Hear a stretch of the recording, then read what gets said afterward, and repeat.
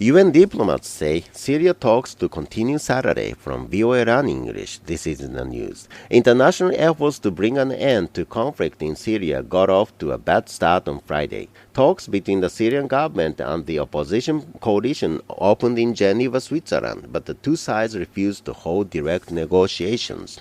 Syrian Foreign Minister Walid Muharrem is leading the government delegation. He announced he would leave if the talks do not get serious by Saturday. At the same time, a leader of the opposition delegation rejected the idea of face-to-face negotiations.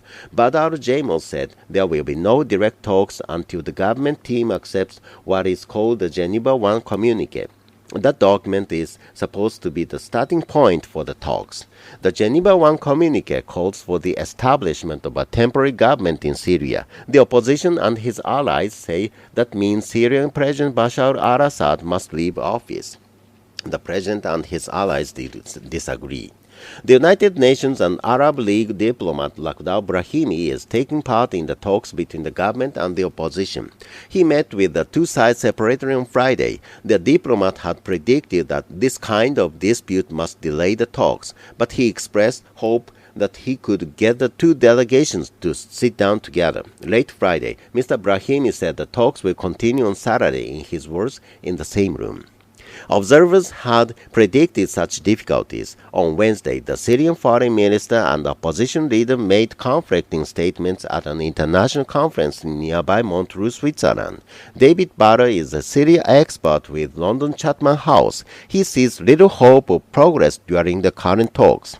Both Syrian sides have got very different objectives going into it, and also it's in the context where you can't really see either party to the internal conflict actually having any sort of decisive advantage, which would be the basis of some sort of bargaining process.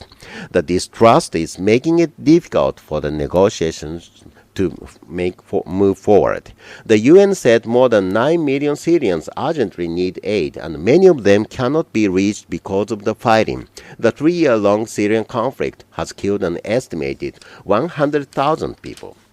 For weeks, diplomats have been preparing for the talks in Switzerland. Last Sunday, UN Secretary General Ban Ki-moon invited Iran to take part in the one-day meeting at Montreux, but the Syrian National Coalition threatened to boycott the talks if they include Iran. The United States said the only way Iran could take part was by supporting the establishment of a temporary government in Syria with full executive powers. This was an idea presented in the Geneva I communique, but Iran has refused to say it supports the communique.